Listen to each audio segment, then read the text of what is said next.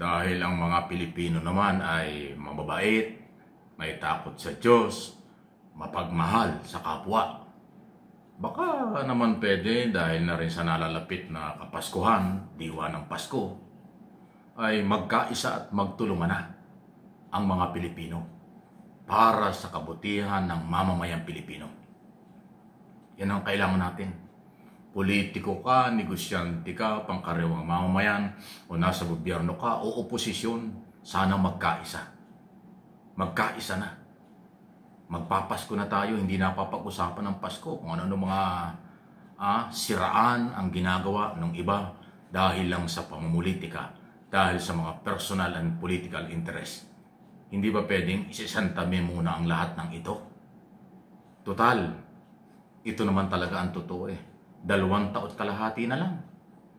Si Pangulong Marcos, patapos na ang 2025. So eksaktong 2026 na lang at 2027 ang administrasyon.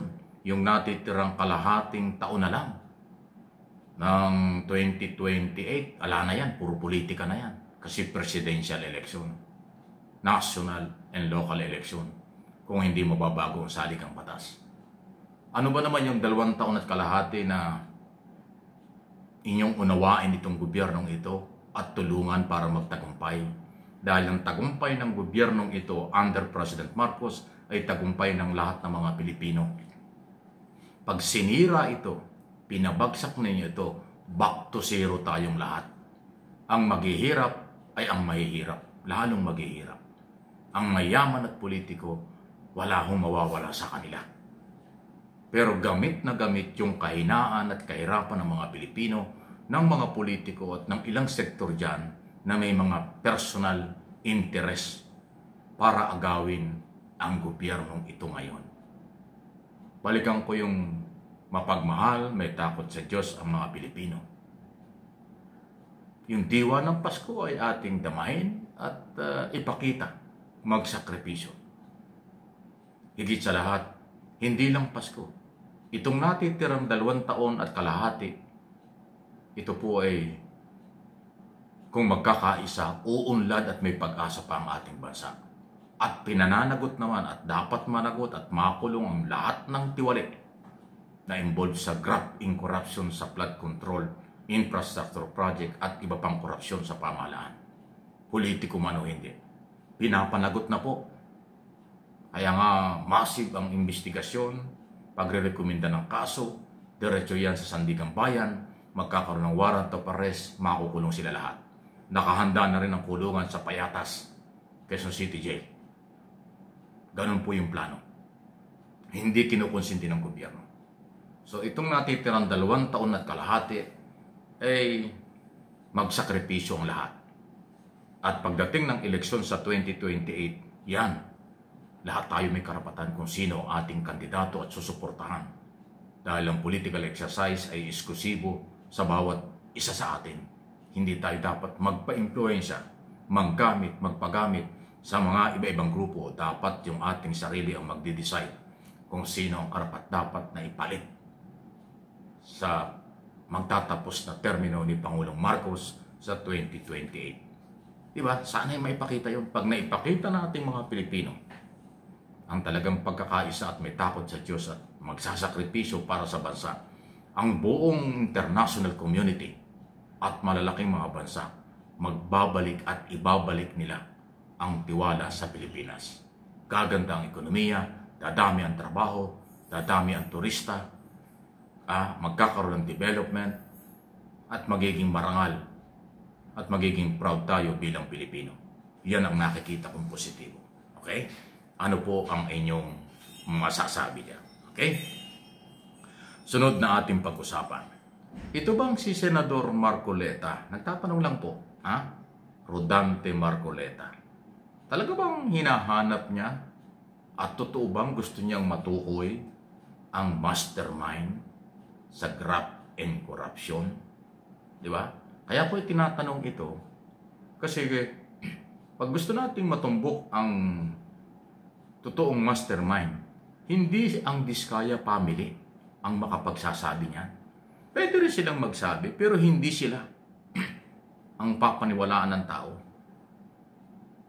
Kung magsasalita ang lahat ng kontraktor na iisa ang tinutukoy, lahat ng district engineer na iisa ang tinutukoy, yan, malalaman natin. Pero kung magkakaiba ang ituturo ng mga kasapakat sa korupsyon, hindi ka panipaniwala. Ay kaya ko kasi na itatanong ito kasi si Marcoleta ay nangungulit talaga na gawin daw state witness pa o witness protection program, pangalagaan ng seguridad ng mga diskaya para daw matukoy ang mastermind. Nako, Senador, pasintabi na. Hindi po si Diskaya ang ating papaniwalaan sa lahat ng kanyang sasabihin ay totoo dahil sila ay principal, dahil sila ay isa sa mga talagang pwedeng sabihin nating mastermind o may kinalamang malaki sa korupsyon. Dahil sa kanilang luho sa buhay, pag-amin na bilyong-bilyong kontrata ang nakuha sa gobyerno mula 2016 hanggang 2025. Nakabili ng mga luxury car na daan-daang milyon ang halaga. Yung ilan sa mga luxury car na nakumpiska na, binawi ng gobyerno, Bureau of Customs. Ang pituron i-auction na nga dahil walang dokumento. Illegal talagang pinasok ng bansa. Hindi na naghabol si Diskaya. Kaya yung Diskaya, sa aking personal na opinyon at panaw, hindi yan basta akusado. Malaki ang kinalaman niyan. Pero hindi ibig sabihin, siya lang ang pagkakatiwala ang magsasabi ng totoo.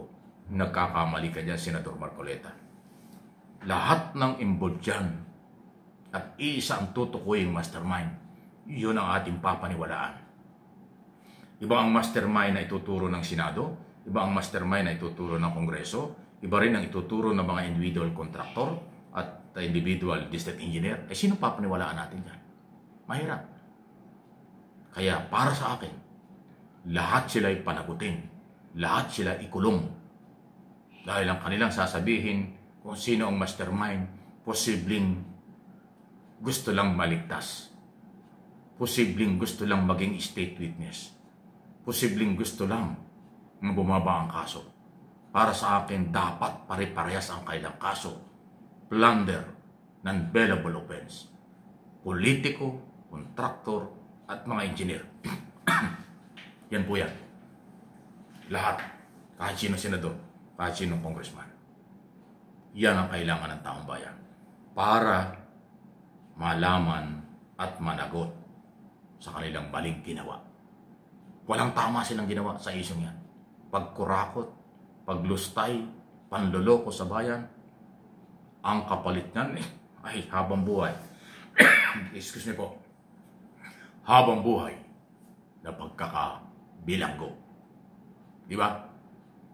Sana yan ang gusto rin ni Senador Marcoleta. Kaibigan ko pa naman itong mamang ito, pero talagang iba ang dating ngayon, no? Lalo na nung maging senador.